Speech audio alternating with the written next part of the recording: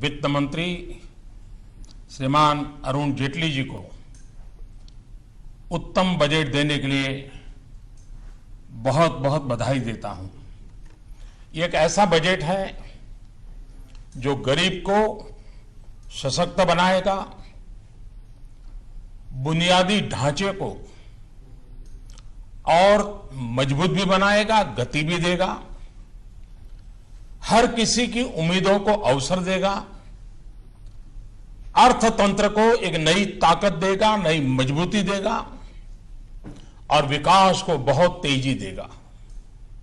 इस बजट में हाईवे भी बने, हाईवे भी बढ़े, दाल के दाम से लेकर डेटा की स्पीड तक, रेलवे के मॉडर्नाइजेशन से लेकर के सरल इकोनॉमिक निर्माण करने की दिशा में, शिक्षा से लेकर के स्वास्थ्य तक, उद्यमी से लेकर के उद्योग तक, टेक्सटाइल मैन्युफैक्चरिंग से लेकर के टैक्स रिडक्शन तक, हर किसी के सपने को साकार करने का ठोस कदम इस बजट में साफ साफ नजर आता है। इस ऐतिहासिक बजट के लिए वित्त मंत्री के साथ साथ उनकी पूरी टीम भी अभिनंदन के अधिकारी है।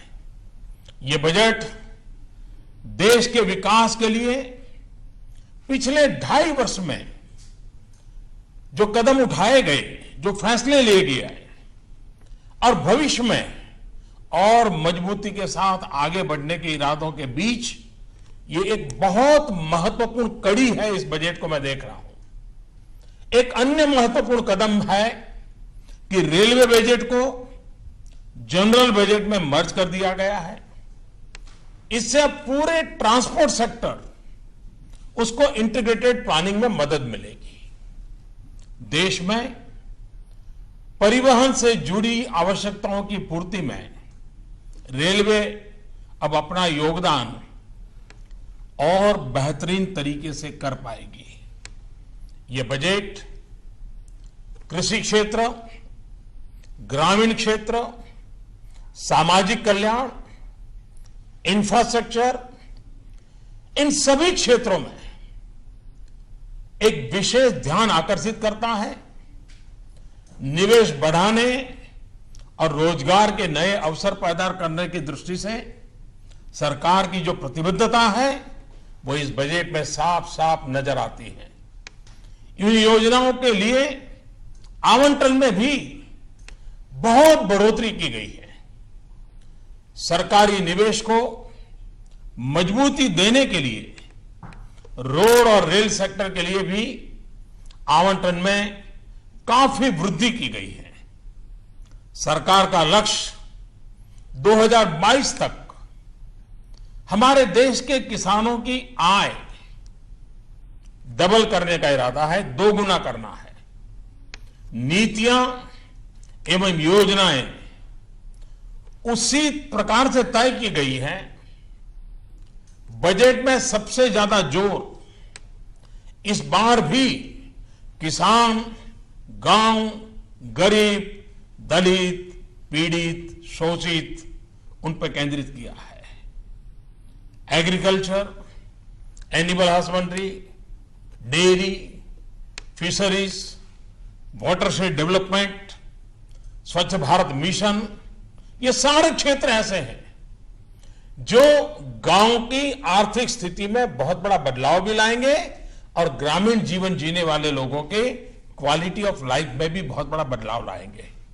बजट में रोजगार बढ़ाने पर भी भरपूर जोश दिया गया है। नौकरी के लिए नए अवसर पैदा करने वाले सेक्टर, इलेक्ट्रॉनिक्स मैन्युफैक्चरिंग, टेक्सटाइल, उसको विशेष राशि दी गई है। असंगठित क्षेत्र में काम करने वाले लोगों को संगठित क्षेत्र में लाने के लिए भी व्यापक प्रावधान किए गए हैं। स्किल डेवलपमेंट बजट में काफी बढ़ोतरी की गई है। ये हमारे देश के युवाओं को ध्यान में रख करके और जो डेमोग्राफिक डिविडेंड है, इसका भरपूर फायदा भारत को मिले, उस पर ध्यान केंद्रित किया है। Mahatma Gandhi national rural employment guarantee scheme, उसके लिए भी अब तक जितना हुआ है, किसी भी वर्ष में न हुआ हो, इतना रिकॉर्ड आवंटन किया गया है। बजट में महिला कल्याण पर भी विशेष ध्यान दिया गया है। महिलाओं और बच्चों से जुड़ी योजनाओं के लिए बजट में वृद्धि की गई है। स्वास्थ्य और उच्च शिक्षा के लिए भी बजट में काफी बढ़ोतरी की गई है। आर्थिक विकास में तेजी लाने और रोजगार के नए अवसर बनाने में हाउसिंग और कंस्ट्रक्शन सेक्टर, इसकी बहुत बड़ी भूमिका है। यह बजट ग्रामीण के साथ साथ शहरी इलाकों में भी हाउसिंग सेक्टर को मजबूती प्रदान करने वाला है। रेलवे के बजट में एक बात पर विशेष बल दिया है और वो है रेलवे सेफ्टी फंड। इस फंड की मदद से रेलवे सुरक्षा पर पर्याप्त धनराशि खर्च करने में मदद मिलेगी। बजट में रेलवे और रोड इंफ्रास्ट्रक्चर के कैपिटल एक्सपेंडिचर में काफी बढ़ोतरी कर दी गई है। डिजिटल इकोनॉमी के लिए जो कॉम्प्रिहेंसिव पैकेज दिया गया है, उससे टैक्स चोरी की संभावनाएं कम होगी और अर्थव्यवस्था में काले धन के प्रवाह पर नियंत्रण संभव होगा। डिजिटल इकोनॉमी को एक मिशन के तौर पर शुरू किए जाने से आने वाले वर्ष में 2017-18 में 2500 करोड़ डिजिटल ट्रांजैक्शन के बड़े लक्ष्य को प्राप्त करने में बहुत बड़ी मदद मिलेगी। हमारे वित्त मंत्री जी ने कर प्रणाली में जो सुधार और संशोधन किए हैं, उससे मध्यम वर्ग को राहत मिलेगी, उद्योगों की स्थापना होगी, रोजगार के अवसर मिलेंगे, भेदभाव के अवसर खत्म होंगे और सबसे महत्वपूर्ण पहलू है कि निजी निवेश को प्रोत्साहन मिलेगा। बजट में व्यक्तिगत इनकम टैक्स कम करने की घोषणा देश के मध्यम वर्ग को ज्यादा स्पर्श करती है, बड़ी महत्वपूर्ण है। 10% से एकदम 5% कर देना बड़ा साहसपूर्ण निर्णय है। करीब करीब हिंदुस्तान के अधिकतम करदाताओं को इससे बहुत बड़ा लाभ होने वाला है। आपने देखा होगा बजट में काले धन और भ्रष्टाचार के खिलाफ मेरी लड़ाई निरंतर चल रही है। पॉलिटिकल फंडिंग की चर्चा हमारे देश में बहुत होती रही है। राजनीतिक दल हमेशा चर्चा के घेरे में रहे हैं। चुनाव के अंदर डोनेशन एकत्र करने की नई योजना भी वित्त मंत्री जी ने देश की आशा, आकांक्षा और काले धन के खिलाफ की लड़ाई के अनुरूप आज प्रस्तुत की है। देश के छोटे और मध्यम उद्योग नौकरी के नए अवसर पैदा करने के सबसे बड़े स्रोत हैं। इन उद्योगों की पुरानी मांग रही है कि ग्लोबल कंपटीशन में, वैश्विक स्तर पर मुकाबला करने में उनको कठिनाइयां आ रही है।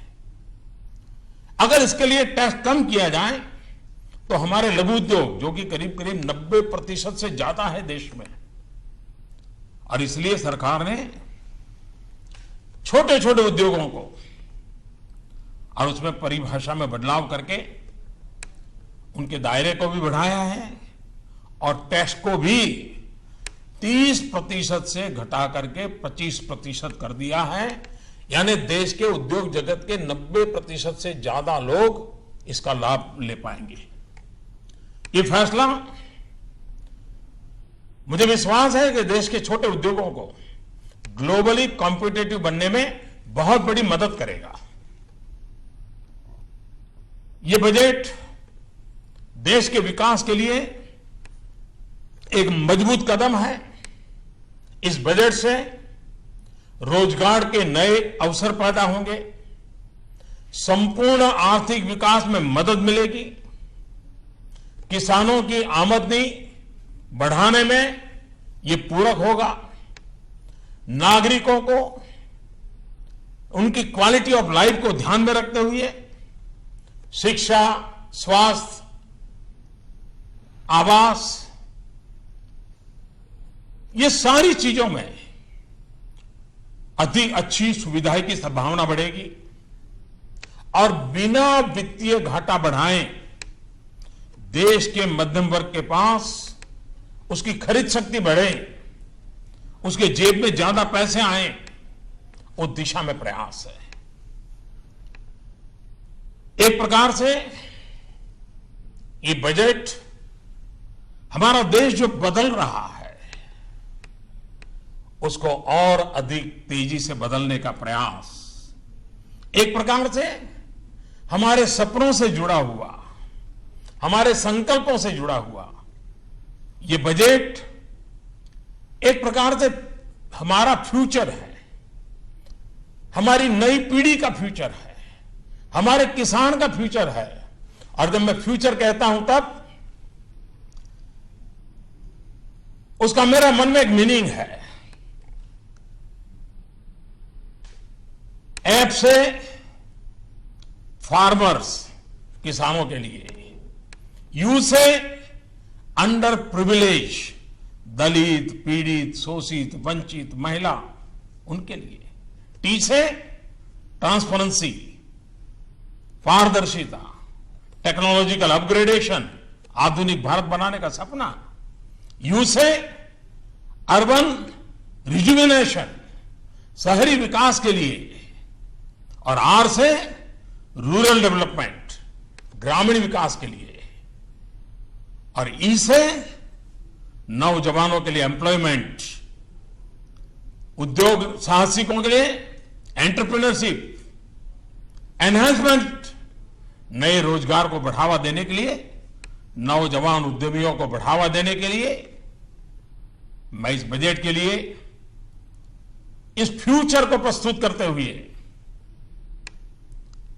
वित्त मंत्री जी को फिर से एक बार बधाई देता हूं और देशवासियों को उनके सपने साकार करने की दिशा में यह बजट एक बहुत बड़ी सहाय व्यवस्था है जो देश को आगे भी बढ़ाएगा, विकास की नई ऊंचाइयों को पार करेगा और देश में एक नया विश्वास का माहौल बनाने में यह बजट बहुत ही उपकारक होगा, ऐसा मेरा पूरा विश्वास है। फिर एक बार वित्त मंत्री को, वित्त मंत्रालय को, उनकी पूरी टीम को हृदय से बहुत बहुत बधाई।